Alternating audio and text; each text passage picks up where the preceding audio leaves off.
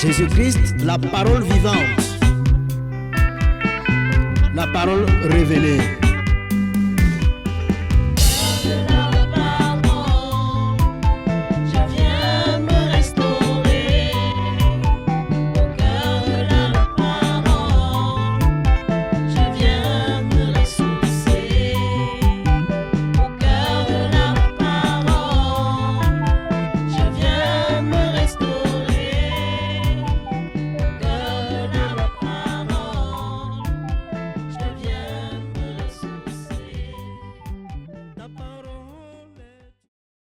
Ça, c'est ce qu'on pense a priori. Mais quand on rentre maintenant dans les détails, on se rend compte que entre le jour où on croit et le jour où on est sauvé, il y a une très grande distance. Il y a beaucoup de choses qui se passent. Or, les choses qui sont au milieu là, c'est des choses qu'on ne nous avait pas dit. On ne nous avait pas révélé que le jour où tu crois au Seigneur Jésus-Christ, ce n'est que le début d'une longue course dans la persévérance. On ne nous avait pas dit ça. Et du coup, nous on a compris que le jour que tu confesses le Seigneur Jésus-Christ, parfois même si c'est sans conviction de péché, il n'y a pas de problème. Tu as déjà confessé, et tu es à l'église, et tu persévères, et tu ne fais aucun effort pour être nettoyé de tes péchés, mais tu es là, tu as pris tous les jours pour recevoir ton miracle, ta guérison, ta délivrance. Et si quelqu'un t'attaque un peu, tu lui dis que tu es un enfant de Dieu, que tu es sauvé. Et s'il veut voir la preuve, tu invoques rapidement le feu pour que ça le consume un peu. Donc, la maladie religieuse pentecôtiste nous a endormis. Ça nous a un peu abrutis. C'est vrai que les pentecôtistes sont très forts avec le feu. Donc, nous sommes vraiment en train de rectifier beaucoup de choses par la grâce de Dieu. Le Seigneur nous a fait grâce de comprendre certaines choses. Donc, on va voir un élément qui nous fait comprendre que il y a une différence entre le pardon de nos péchés, le jour où nous les avons confessés en donnant notre vie à Jésus-Christ. Il y a une grande différence entre ce moment-là et le moment où nous sommes véritablement purifiés de nos souillures, de nos péchés. Pourquoi? Parce que le pardon de nos péchés vient à la repentance. Lorsque nous nous repentons et que nous confessons nos péchés, nous sommes pardonnés si nous sommes sincères. On est pardonné. Voilà. La preuve est que Dieu nous accepte dans sa maison et on commence à taper les mains chaque jour pour louer, pour l'adorer. Maintenant, on est pardonné. On peut même recevoir quelques miracles, quelques grâces du Seigneur. Maintenant, le jour où nous serons délivrés de nos souillures, de nos péchés, c'est-à-dire délivrés du moteur qui produit le péché en nous, le jour-là, c'est un jour différent. Donc, c'est un jour différent. C'est la raison pour laquelle le Seigneur dit, si quelqu'un a péché, qu'il se souvienne que nous avons un avocat auprès du Père, Jésus-Christ le juste. Là, on dit ça comme ça à qui? À qui est-ce qu'on parle en disant que si quelqu'un a péché? On dit ça à qui? On dit ça à ceux qui ont cru, qui persévèrent déjà et qui peuvent éventuellement commettre une erreur, tomber dans un péché. C'est pourquoi on lui dit, si quelqu'un a péché, qu'il se souvienne que nous avons un avocat qui plaide pour nous. Il plaide pour que l'accusateur des saints ne vienne pas nous accuser. Qu'il ne nous accuse pas devant Dieu en disant, oh Seigneur, tu vois, ils ont péché, ils sont mauvais. Pendant qu'ils viennent nous accuser, l'avocat est déjà là et dit, c'est vrai qu'il a péché, mais souviens-toi que mon sang aussi a coulé pour ce péché-là. Cela veut dire qu'on peut, dans la vie chrétienne, après avoir confessé Jésus-Christ et demandé pardon pour ses péchés, même comme nos péchés sont pardonnés, il peut arriver que nous péchons. Il peut arriver qu'on continue de pécher. Et s'il arrive qu'on continue de pécher, cela montre clairement que la machine qui produit le péché en nous, c'est-à-dire la vieille nature, n'est pas encore vaincue. Et si la vieille nature n'est pas encore vaincue, cela veut clairement dire que nous ne sommes pas encore purifiés. Malgré qu'on a été pardonné, mais on n'est pas encore délivré de la racine. Souvenez-vous de l'enseignement sur les racines. Les racines qui sont ancrées, enfoncées en nous et qui produisent beaucoup de choses, beaucoup de désordres. C'est de ça qu'il est question. Or, si Jésus-Christ est venu, il est venu pour nous purifier. Il est venu pour... Il n'est pas venu pour nous laver, pour nous pardonner seulement, mais il est venu pour nous purifier. Il y a le mot purifier là, très important. C'est pour cette raison que de manière prophétique, dans l'ancienne alliance, le sacrificateur n'était pas médecin, mais c'était lui qui devait examiner ceux qui souffrent de la lèpre. Parce que la lèpre était le synonyme du péché. C'est pourquoi en matière de péché, vous ne vous êtes pas posé la question comment une maladie de l'hôpital, c'est plutôt le sacrificateur qui n'a pas fait la formation en médecine. C'est lui qui doit examiner et qui doit confirmer, diagnostiquer si quelqu'un a la lèpre ou pas. Vous ne vous avez jamais posé cette question? C'était parce que c'était des actes qui parlaient des choses spirituelles et qui montraient que la lèpre est le symbole du péché. Et quand quelqu'un péchait, il était comment? Chassé, il était confiné, il partait se confiner.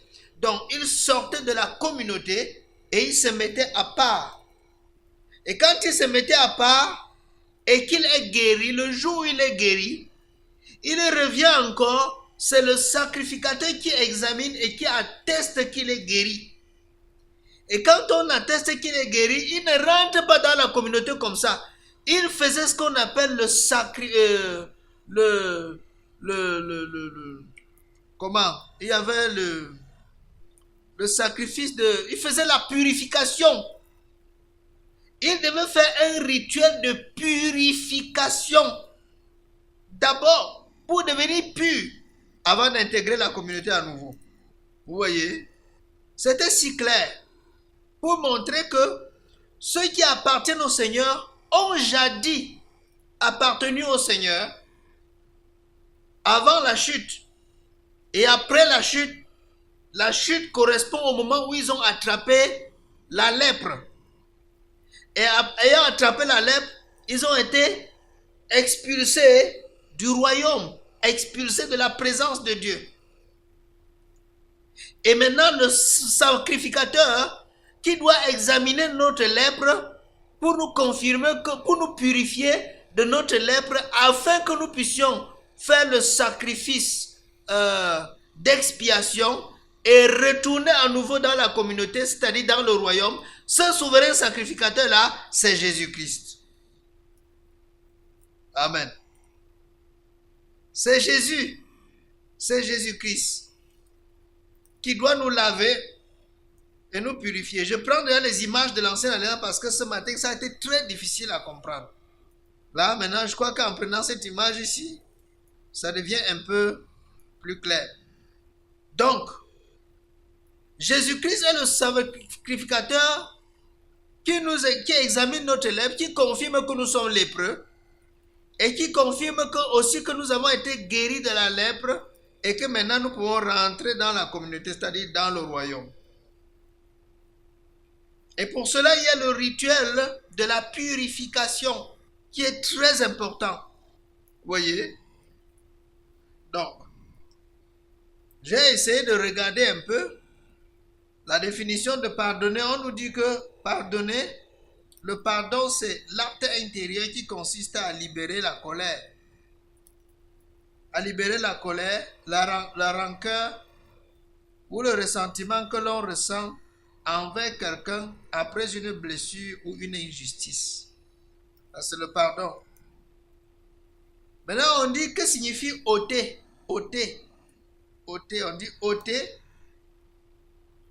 Ôter signifie retirer, enlever, soustraire quelque chose. Et dans le sens biblique, on dit ôter veut dire pardonner, effacer, purifier. Vous voyez? Ôter veut dire pardonner, effacer et purifier. Et dans l'Ancienne Alliance, on dit ôter signifie supprimer ce qui est impur. Dans l'Ancienne Alliance, dans le contexte biblique, ôter signifie enlever ce qui est impur. Vous comprenez que ce n'était pas au hasard que Jean-Baptiste a choisi le mot ôter. Quand il a vu Jésus, il a dit, voici l'agneau de Dieu qui ôte le péché du monde. Qui ôte le péché du monde. Il n'a pas dit, voici l'agneau de Dieu qui pardonne le péché du monde. Mais voici l'agneau de Dieu qui ôte le péché du monde.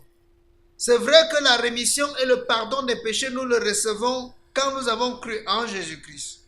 Mais en ce qui est de la purification de notre être intérieur, pour la délivrance, être délivré de la vieille nature, de la nature adamique qui produit le péché, voyez, en ce qui est de ça, il faut du temps.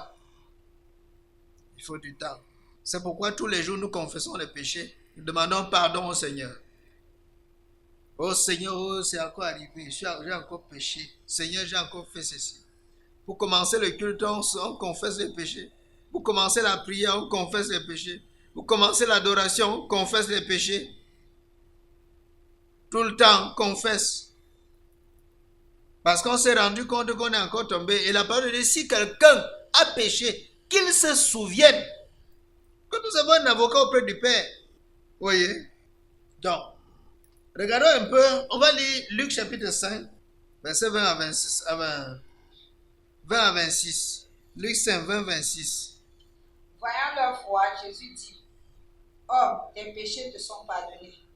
Les scribes et les pharisiens se mirent à raisonner et à dire, qui est celui-ci qui profère des blasphèmes?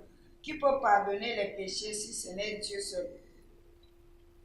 Jésus, connaissant leurs pensées, prit la parole et leur dit, quelle pensée avez-vous dans vos cœurs?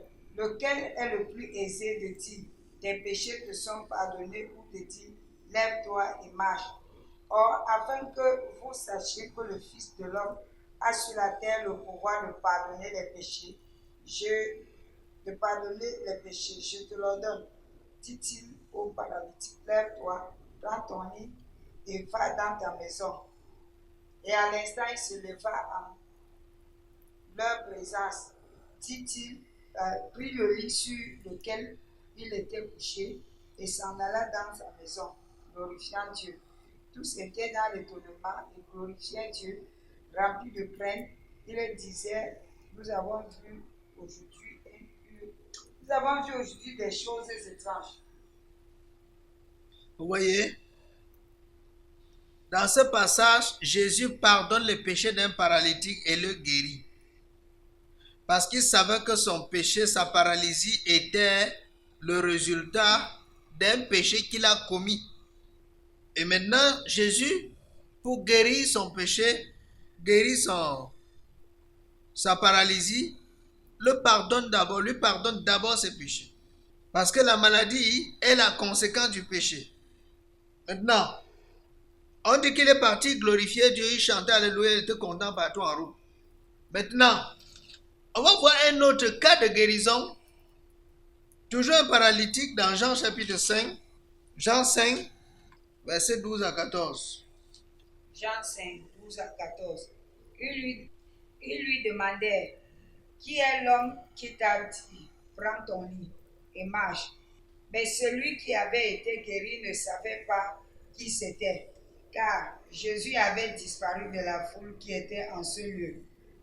Depuis, Jésus le trouva dans le temple et lui dit, voici, tu as été guéri, ne pêche plus, de peur qu'il ne t'arrive quelque chose de pire. Amen. Vous voyez, dans ce deuxième paralytique, Jésus le guérit et évidemment, sa paralysie aussi, c'est le résultat d'un péché.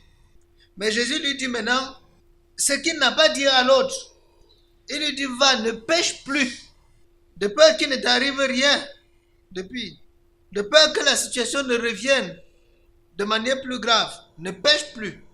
Ce qui veut dire qu'il pouvait encore continuer de pécher, malgré le fait que le péché a été pardonné à l'occasion de sa prière, de sa délivrance, de sa guérison. On voit ici que s'il se laisse emporter par le diable, il va encore pécher. Donc, la nature du péché est encore en lui. Il a reçu la première visitation du Seigneur, mais ses péchés ne sont pas purifiés. Il n'est pas purifié du péché. C'est pourquoi, s'il meurt à ce moment-là, avec les racines du péché en lui, et ayant aussi été guéri de la paralysie, mais avec les racines du péché non ôtées, non purifiées, s'il meurt dans ces conditions, il va tout droit en enfer. Il va tout droit en enfer. Je vais vous rappeler que ceux qui sont à l'église, qui persévèrent aujourd'hui, ne pêchent plus d'une manière flagrante. On voit rarement les chrétiens encore aller adorer les crânes, les idoles, aller en boîte de nuit, on ne voit plus trop ces choses-là. Mais est-ce pourtant dit qu'il est déjà purifié, délivré de la nature du péché? Non. C'est pour cette raison qu'il est à l'église, il prie, il adore, il fait toutes ces choses, mais il est encore un bon candidat de l'enfer. Jusqu'à ce que le jus de l'iniquité soit extrait en lui. Jusqu'à ce qu'il soit délivré des racines du péché qui le maintiennent dans la captivité. Or, les racines du péché ne quittent que lorsque nous nous engageons dans le processus de l'adoption. Quand on s'engage dans le processus et on avance, chaque jour quelque chose tombe. Chaque jour le Seigneur enlève quelque chose. Chaque jour, plus nous persévérons, plus il enlève quelque chose. Jusqu'à ce que nous soyons totalement purifiés. Donc la purification ne s'obtient pas forcément le jour où on a donné sa vie à Jésus-Christ. Ça, ce n'est pas vérifié. Ce n'est pas juste. La purification s'obtient, comme nous allons d'ailleurs le voir tout à l'heure, lorsque nous demeurons dans la lumière. Et là, on va aller dans 1 Jean, chapitre 1. 1 Jean, chapitre 1, verset 5 jusqu'à 10. 1 Jean, chapitre 1, verset 5 à 10. La nouvelle que nous avons apprise de lui et que nous vous annonçons, c'est que Dieu est lumière et qu'il n'y a en lui de ténèbres. J'espère que vous entendez la lecture. Si nous disons que nous sommes en communion avec lui et que nous marchions dans les ténèbres, nous mentons et nous ne pratiquons pas la vérité. Mais si nous marchons dans la lumière comme lui-même est dans la lumière, nous sommes mutuellement en communion et le sang de Christ, de Jésus, son Fils, nous purifie de tout péché. Si nous disons que nous n'avons pas de péché, nous nous séduisons nous-mêmes et la vérité n'est point à nous. Si nous confessons nos péchés, il est fidèle et juste pour nous les pardonner et pour nous purifier de toute iniquité. Si nous disons que nous n'avons pas péché, nous nous faisons menteurs et sa parole n'est point en nous. Amen. Ce passage m'intéresse beaucoup parce que regardez comment il commence. La nouvelle que nous avons apprise de lui Jésus. Ce que Jésus a enseigné aux apôtres. Et c'est ça qu'ils annoncent.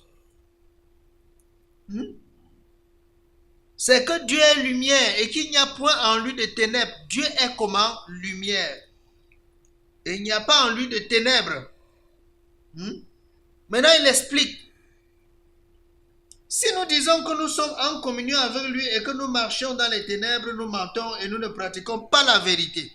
Il dit, si nous disons que nous sommes en communion avec lui, on est en communion comment?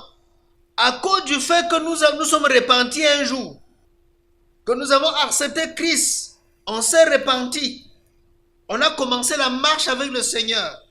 Alors, c'est là que nous déclarons que non, nous sommes en communion avec le Seigneur. Maintenant, on va voir quel est le type de communion que les gens ont. Si nous disons que nous sommes en communion avec lui parce que nous avons confessé Christ, parce que nous sommes entrés dans une église, parce que nous persévérons, parce que nous croyons déjà au Seigneur, nous aussi on est dans une église, chaque jour on persévère. Et on l'adore, on le loue, on le célèbre, chaque jour on évangélise aussi un peu. Donc si nous disons que nous sommes dans cette communion-là, et que nous marchons dans les ténèbres, nous ne pratiquons pas la vérité. Nous mentons. Et nous tous savons que les menteurs n'hériteront pas le royaume des cieux. Et là, nous ne pratiquons pas la vérité. Vous voyez? Donc, qu'est-ce que l'apôtre Jean veut ici insinuer? Il est en train de nous montrer qu'il y en a qui ont commencé la course avec le Seigneur, qui se sont repentis, qui se sont repentis, qui ont cru au Seigneur, qui sont entrés à l'église et qui persévèrent chaque jour, mais qui ne sont pas dans la vérité, qui ne sont pas en communion avec la vérité, qui ne sont pas dans la lumière du Seigneur, qui demeurent dans les ténèbres. Or, vous savez que les ténèbres, c'est le péché. Les ténèbres, ce sont nos abominations, ce sont nos péchés que nous portons en nous, sont les ténèbres, les œuvres des ténèbres. Voyez, les œuvres des ténèbres ne peuvent être que des péchés et des choses qui n'honorent pas le Seigneur. Donc, si nous disons que nous sommes en communion avec le Seigneur parce que nous sommes à l'église, parce que nous louons le Seigneur chaque jour, parce que nous évangélisons et nous adorons le Seigneur, parce que nous faisons beaucoup de bonnes choses, si nous disons qu'à cause de cela, nous sommes en communion avec le Seigneur, mais notre vie va témoigner. Si en le faisant, nous sommes dans les ténèbres, c'est-à-dire dans la pratique du péché, il est clair et bien clair que le Seigneur n'est pas avec nous, que nous ne sommes pas dans la vérité, nous sommes menteurs. Vous voyez? Maintenant, il dit, mais si nous marchons dans la lumière, comme il est lui-même lumière, nous sommes mutuellement en communion et le sang de Jésus, son Fils, nous purifie de tout péché. Ah! Regardez à quel moment le sang de Jésus a de l'effet sur les gens qui adorent Dieu dans l'église. Regardez à quel moment. C'est lorsqu'il sera permanemment dans la lumière, c'est-à-dire qu'il va lui-même faire quelque chose pour fuir le péché. Il va demeurer dans la lumière du Seigneur, sans jamais quitter. Et là, le sang de Jésus-Christ commence à avoir un effet pour laver, pour purifier ses péchés. Mais si il est dans les ténèbres, comme le premier groupe qu'on vient de voir tout à l'heure, le sang de Jésus n'aura jamais de l'effet sur ses péchés. Vous voyez? Je ne sais pas si c'est clair. Voilà. Si ce n'est pas clair, vous m'arrêtez. Parce que ça, c'est un point clé. Nous disons ceci. Sur la course de départ de la vie chrétienne, tout le monde est sur la course de départ. Rappelez-vous de la parabole des vierges. Les 10 sont vierges. Amen. Sont tous sur la ligne de départ. Donc, le fait que tous aient accepté Jésus-Christ et cru en Jésus-Christ, ils acquièrent le statut de vierge. On est d'accord? Ils acquièrent le statut de vierge, c'est-à-dire le statut des gens qui sont sur la ligne de départ pour le lieu très saint.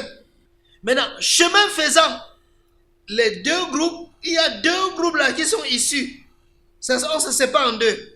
il y a le groupe des vierges folles et il y a le groupe des vierges sages. À la base, elles sont toutes vierges.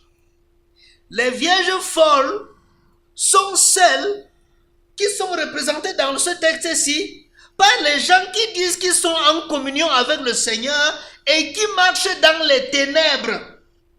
C'est clair maintenant? C'est l'enseignement qui est la lumière du chrétien. Maintenant, les vierges sages représentent ceux qui sont dans la lumière, c'est-à-dire ceux qui ont confessé Jésus-Christ et qui sont permanemment dans la lumière, c'est-à-dire dans la vérité, qui sont vrais dans leur cœur, qui sont sincères dans leur cœur et qui évitent le péché. C'est ça qu'on appelle la lumière. Ils évitent le péché. Ils se sanctifient et se purifient quotidiennement. Alors que les autres sont dans les ténèbres, c'est-à-dire ne se sanctifient pas, se contentent seulement du fait qu'ils ont cru en Jésus. C'est clair maintenant? On peut évoluer? Voilà. Maintenant, est-ce que ceux qui sont dans les ténèbres là sont déjà purs? Est-ce qu'ils ont été purifiés? Non. On est maintenant d'accord. C'est pour ça qu'il dit ici que si quelqu'un dit qu'il est en Christ et qu'il marche dans les ténèbres, il est un menteur. La vérité n'est pas en lui.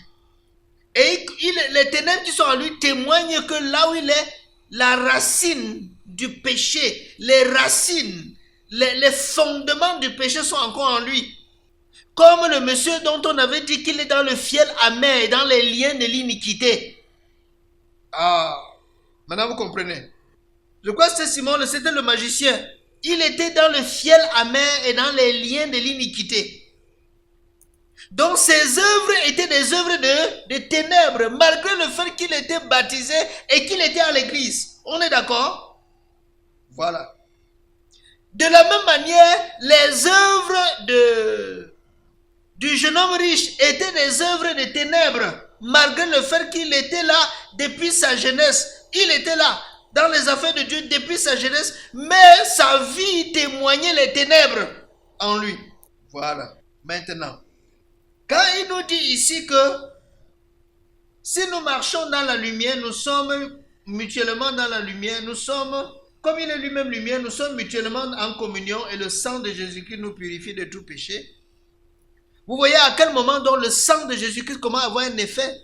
Le sang de Jésus a un effet lorsque nous sommes permanemment en communion avec la lumière de l'évangile, avec la lumière de Jésus-Christ. Nous demeurons dans cette lumière sans plus retourner dans les œuvres des ténèbres et c'est là que son sang, c'est là que la purification se manifeste. Avant ça, on n'est pas pur. Voilà. Je prends maintenant encore un autre exemple pour nous expliquer. Nous avons parlé du temple. Nous avons vu le schéma du temple. Le temple de Dieu. Qui était aussi le symbole du processus que nous devons parcourir pour arriver au lieu très saint. Pour arriver à la nouvelle naissance. Dans le royaume de Dieu. On nous dit que la première étape, lorsqu'on entre dans le temple, la première étape c'est l'autel de sacrifice. C'est là-bas qu'on meurt, c'est-à-dire qu'on renonce au monde. Mourir là, c'est renoncer au monde. Renoncer aux méthodes du monde, renoncer aux principes du monde. Bref, nous avons parlé longuement là-dessus. Vous voyez? On a parlé longuement là-dessus. Maintenant, vous voyez que ici, ceux-ci, qui sont en communion avec la lumière, rappelez-vous qu'après l'étape, après le parvis était comme le lieu de purification. C'est-à-dire, il y avait l'autel de sacrifice. Et après l'autel de sacrifice, il y avait la cuve des reins qui servait à quoi? À laver les mains et les pieds. Pour entrer maintenant dans le lieu saint, là où on peut maintenant commencer à être renouvelé, à germer, là où la nouvelle nature peut commencer son processus de germination. c'est dans le lieu saint. Or, dans le lieu saint, qu'est-ce qu'on rencontre? On rencontre trois choses, trois éléments. On rencontre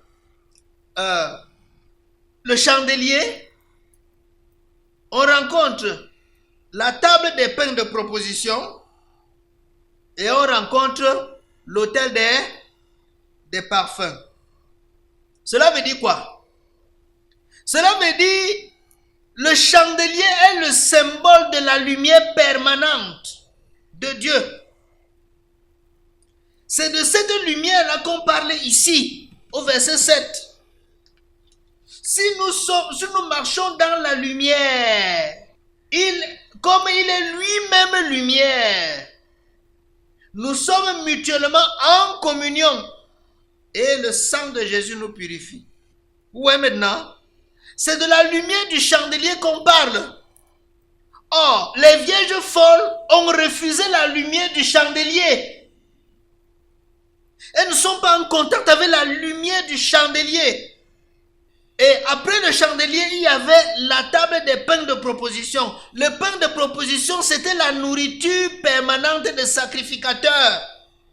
Ça parle de quoi? De la parole qui vient encore nous apporter quoi? La lumière. Ta parole est une lampe à mes pieds et une lumière sur mon sentier. Amen. Le pain de proposition parle de la parole qui vient encore nous illuminer davantage, nous éclairer, nous laver davantage. C'est pourquoi vous voyez que les vierges folles, ou bien alors ceux qui disent qu'ils sont en communion avec le Seigneur et qui sont dans les ténèbres là, ce sont ceux qui ne prennent pas le temps, qui ne s'attachent pas à la parole. Ils ne s'attachent pas à la parole. Ils commettent les œuvres des ténèbres. Ils ne s'accrochent pas à la parole qui doit les sanctifier, qui doit les laver, qui doit les purifier. Quand ils trouvent un enseignement, ils ne se laissent pas bouleverser par l'enseignement. Ils fuient dans les ténèbres. Pour eux, il faut prêcher ce qui les plaît, ce qui les sucre le cœur. Quand tu prêches ce qui lui sucre le cœur, ça lui va, il est bon, il est à l'aise. Mais tu prêches quelque chose qui va venir apporter la lumière sur ses péchés pour qu'il s'en débarrasse, il se fâche. Vous voyez maintenant là? Voilà la vierge folle. Tandis que la vierge sage se laisse entraîner par la lumière. Vous voyez maintenant? Et il y avait un troisième élément dans le sanctuaire, dans le lieu saint. C'était quoi? L'autel des parfums. Et l'autel des parfums était en profondeur. Dans le lieu saint, en profondeur. Parce que c'était immédiatement à la porte du lieu très saint. C'est-à-dire, quand tu as accepté les pains de proposition, tu as accepté la lumière du chandelier. Les pains de proposition, c'est la parole, tu te nourris de ça. C'est ce qu'on appelle le baptême spirituel de la parole. Et maintenant, de l'autre côté, le chandelier t'éclaire, la lumière vive du Seigneur éclaire pour que tes ténèbres se dissipent. Alors progressivement, tes péchés te libèrent, les racines des péchés sautent, se déracinent et progressivement tu deviens un parfum agréable. Ta prière devient agréable, ta louange devient agréable parce que tu es en train d'évoluer dans le processus de la purification. Amen. Ouais, maintenant, c'est clair jusqu'ici? Je veux me rassurer que c'est clair avant qu'on ne pousse en avant. Parce que si ce n'est pas clair, on avance pour rien. Le résumé de ce que je viens de dire jusqu'à présent, c'est quoi? C'est que tous ont confessé leurs péchés, sont entrés dans la maison de Dieu, soi-disant qu'ils cherchaient la vie éternelle. Mais maintenant, chemin faisant, il y a deux routes qui s'ouvrent. Le chemin étroit est resserré pour ceux qui vont demeurer dans la lumière et qui vont rentrer dans la sanctification et qui vont manger les pains de proposition pour que cela travaille à leur purification, à la purification de leur souillure. Et il y a ceux qui vont demeurer dans les ténèbres tout en confessant Jésus. Et Et ceux-là ne vont pas bénéficier de ces choses dont nous parlons maintenant. C'est les vierges sages et les vierges folles. Voilà. Nous continuons. Cela veut dire clairement que quoi? Oui, il y a une question. Pasteur Yannick pose la question. Après avoir traversé l'autel des sacrifices, peut-on encore avoir les ténèbres en soi? Oui. Oui. On peut encore, parce que l'autel des sacrifices n'est que le premier nettoyage. L'autel des sacrifices, c'est le premier nettoyage. C'est-à-dire, c'est le renoncement au monde. Maintenant, après l'autel des sacrifices, souvenez-vous, il y a la cuve des reins, toujours dans le parvis. Il y avait les cuves alignées, beaucoup de cuves alignées. Et les cuves servaient à quoi? Au lavage. C'est-à-dire, c'est encore une forme de purification après l'autel,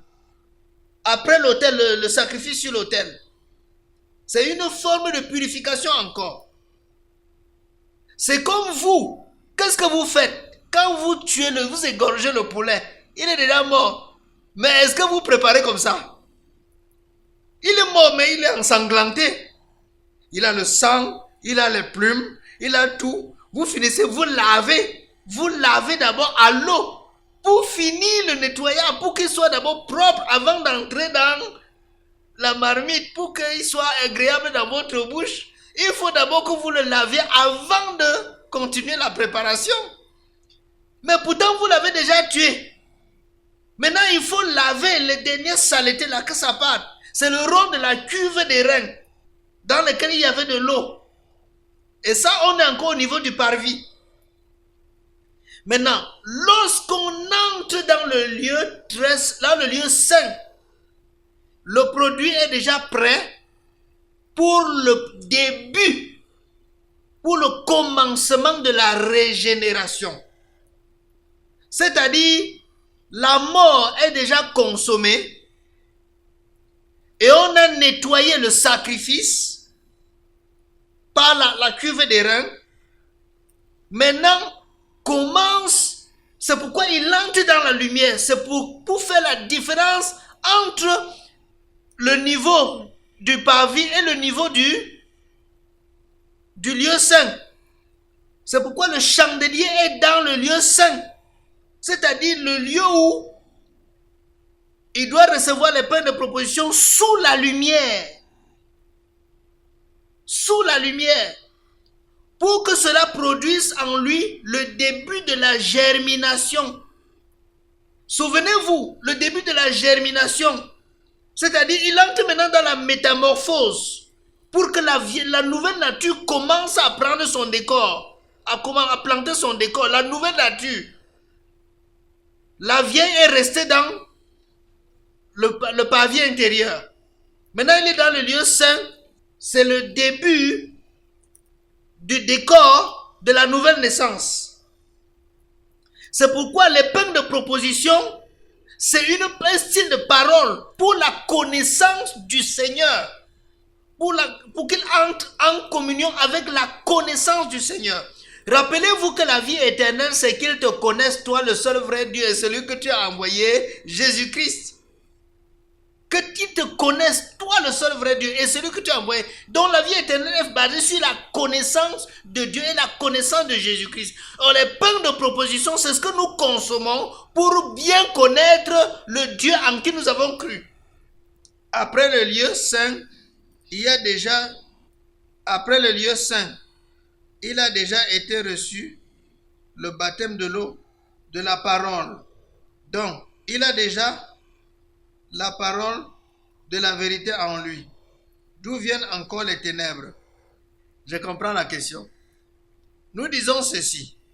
Dans le lieu saint, il a déjà été reçu le baptême d'eau. Non. C'est là où vous confondez le plongeon et le véritable baptême d'eau. Bon, peut-être Yannick va mieux expliquer sa pensée. Oui, tu peux. Oui, apôtre, quand on descend de l'autel du sacrifice, devant nous, il y a la cuve des reins, où il y a l'eau. pour se laver. Et vous avez dit que cette chose, c'est la parole là-bas. C'est ça, non? Oui. C'est la Vous parole. comprenez? C'est la parole. Voilà. Mais c'est une dimension. Lorsqu'on traverse la cuve des reins maintenant, on entre le premier voile pour le lieu saint. Oui. Voilà, dans le lieu saint maintenant, c'est où on aura le chandelier, on aura les points de proposition. C'est ça, non? Oui. On aura le thé des parfums. Oui. Voilà. Maintenant, je pourrais demander maintenant encore, ok, il est mort. Là, sa conscience humaine est morte. Il a renoncé aux choses visibles, il a renoncé au monde. Il s'est abandonné au Seigneur.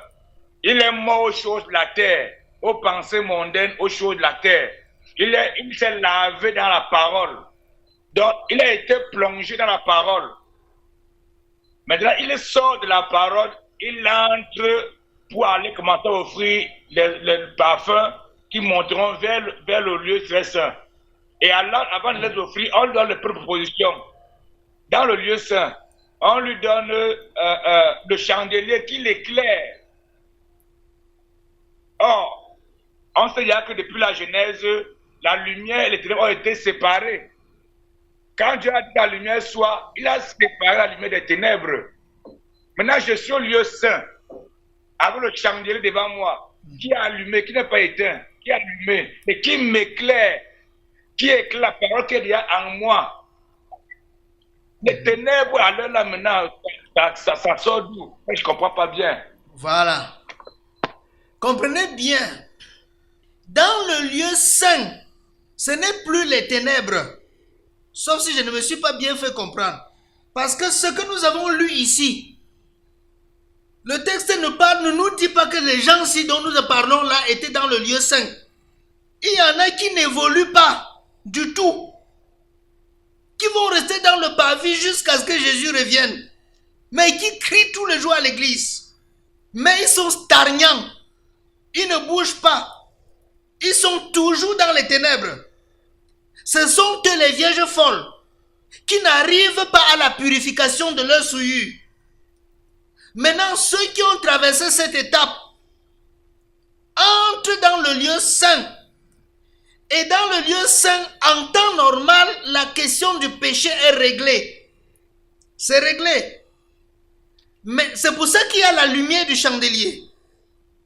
Maintenant, lui n'est plus dans le processus de bagarrer avec le péché.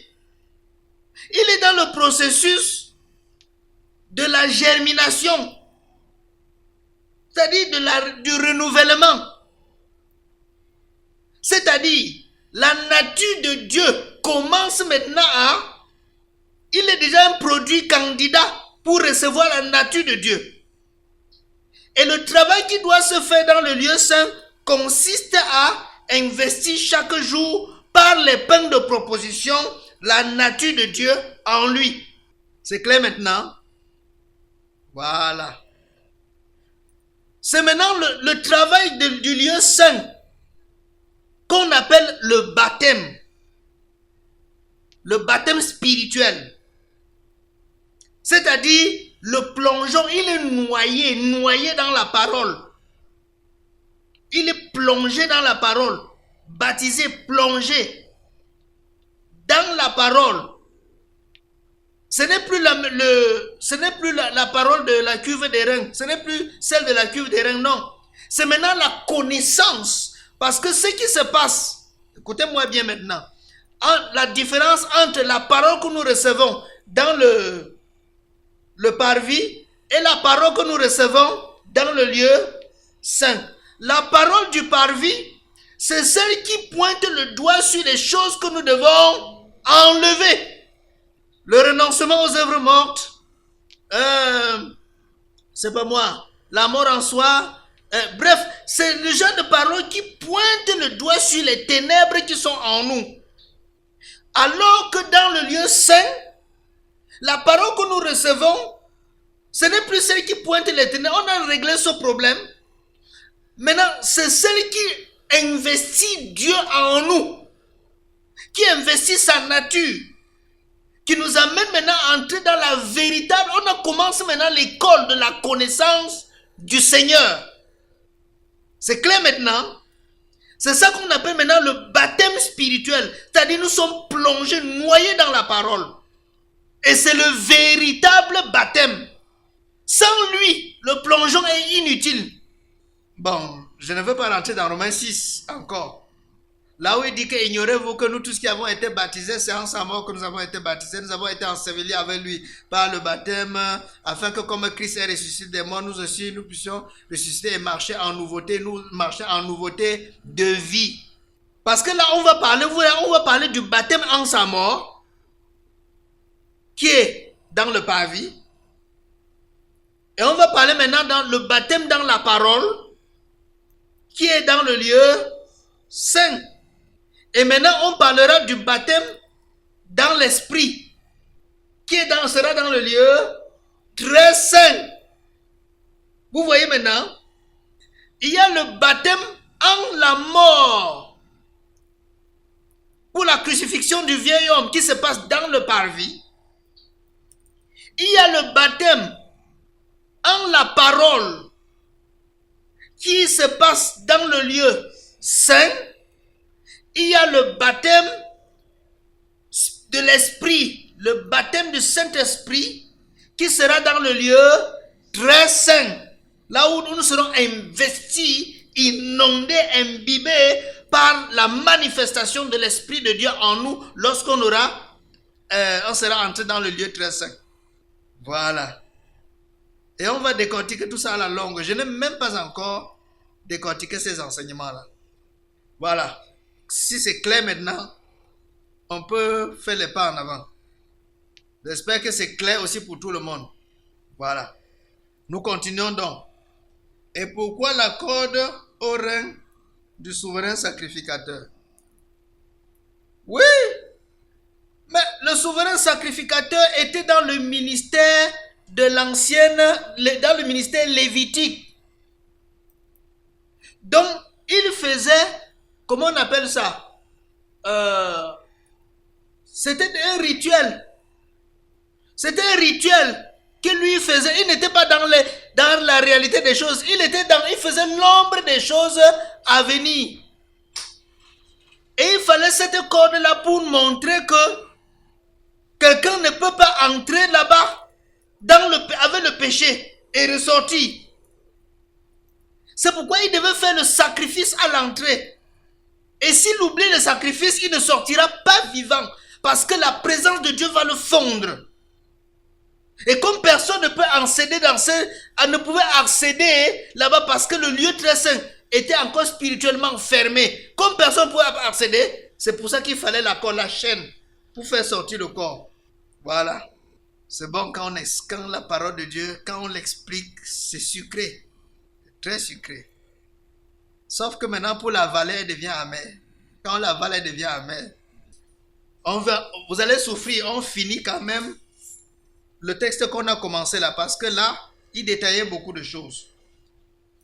Il dit, verset 8, « Si nous disons que nous n'avons pas de péché, nous nous séduisons nous-mêmes et la vérité n'est point en nous. » Voilà. Comprenez que ici, l'apôtre Jean est en train de parler à deux groupes de personnes. Ceux qui vont demeurer dans les ténèbres et ceux qui font l'effort de sortir des ténèbres pour la lumière. Et ils sont dans ce processus-là. Et vous savez que dans le processus, le juste tombe 7 fois, il se relève 7 fois. Ce n'est que dans le lieu très saint qu'on aura acquis la perfection. Voilà. Et surtout que même dans le lieu très saint, s'il est possible que quelqu'un tombe là-bas, à plus forte raison, dans le lieu saint et dans le parvis. Si nous confessons nos péchés, il est fidèle et juste pour nous les pardonner et pour nous purifier. Vous voyez maintenant qu'ici, il y a les deux termes qui sont là. Nous pardonner et nous purifier. Et conjonction de coordination. Il y a d'abord le pardon, ensuite la purification. Si on a le pardon et que la purification ne s'ensuit pas, cela ne sert à rien.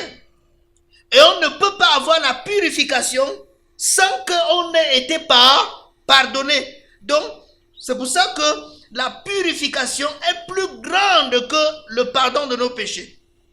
Oh, le jour qu'on entrait dans la maison de Dieu, on a confessé les péchés et le Seigneur a pardonné, on a même eu la paix du cœur. Et la joie, on était content. Mais maintenant, est-ce que dans le processus là, on ne va pas commettre les erreurs? On va les commettre. Pourquoi? Parce que la nature n'est pas purifiée du péché. Et donc, jusqu'à présent, on n'est pas encore qualifié pour voir Dieu. On n'est pas encore qualifié pour devenir un adorateur en esprit et en vérité. Selon le psaume 24. Qui montera à la montagne de l'Éternel pour adorer? Celui qui a le cœur pur. Celui qui a le cœur qui a été comment? Purifié. Et Matthieu 5, verset 8 dit, heureux ceux qui ont le cœur pur, car ils verront Dieu. Donc recherchons la purification. La purification. C'est pourquoi je vous ai montré l'histoire de 2 paralytiques qui ont été guéris. Un autre qui a été guéri, on ne lui dit pas, on ne lui dit rien, on le guérit seulement, il est content, il ne sourit pas. Un deuxième qui est guéri, mais à celui-là, on lui dit ne pêche plus, c'est-à-dire recherche la purification. À l'autre, on n'a rien dit. Et ce n'est pas anodin. Jésus ne fait pas, Jésus n'est pas fou, il savait ce qu'il faisait. Il connaissait les cœurs de ceux qui vont rechercher seulement le miracle. Et il connaissait le cœur de ceux qui vont rechercher en plus du miracle la purification de leur souillure. Vous voyez? Bon, on n'aura pas le temps de toucher le verset très intéressant de 2 Pierre, un verset 9 qui cite un certain nombre de choses qui doivent être en nous. Et il dit que nous, ceux qui n'ont pas ces choses-là, ils sont des aveugles et ils ont oublié la purification de leurs anciens souillures. Donc, voilà. Si nous disons que nous n'avons pas de péché, nous le faisons menteur et la vérité n'est point en nous. Donc, on va s'arrêter à ce niveau. On ne peut pas continuer parce que le temps est aussi arrivé à son terme. Mais ce que nous devons comprendre, c'est exactement ça. C'est que nous avons besoin d'être lavés, d'être nettoyés, purifiés. Nous avons besoin que nos péchés soient déracinés, que la nature adamique soit déracinée en nous. Si elle n'est pas déracinée, quel que soit ce qu'on fait dans la maison de Dieu, on est en direction de l'enfer. Mais si elle est déracinée, alors, une fois qu'elle est déracinée, nous entrons maintenant dans le processus de la régénération. Et à ce moment, vraiment, Dieu ne peut pas abandonner quelqu'un qui a déjà été purifié du péché et qui est encore au niveau de lui, qui est déjà dans le processus du renouvellement pour que Dieu s'investisse en lui. Dieu ne peut pas lâcher une pareille personne. Donc notre bagarre, c'est à ce niveau-ci. Amen. Que Dieu vous bénisse. Comme on n'a pas pu lire, lisez bien Ézéchiel 36, à partir du verset 25 jusqu'à 36. C'est décortiqué là-bas. Tellement, en tout cas, vous allez écouter l'enseignement demain. J'ai expliqué ça là-bas. Donc, que Dieu vous bénisse abondamment. Shalom, shalom, shalom.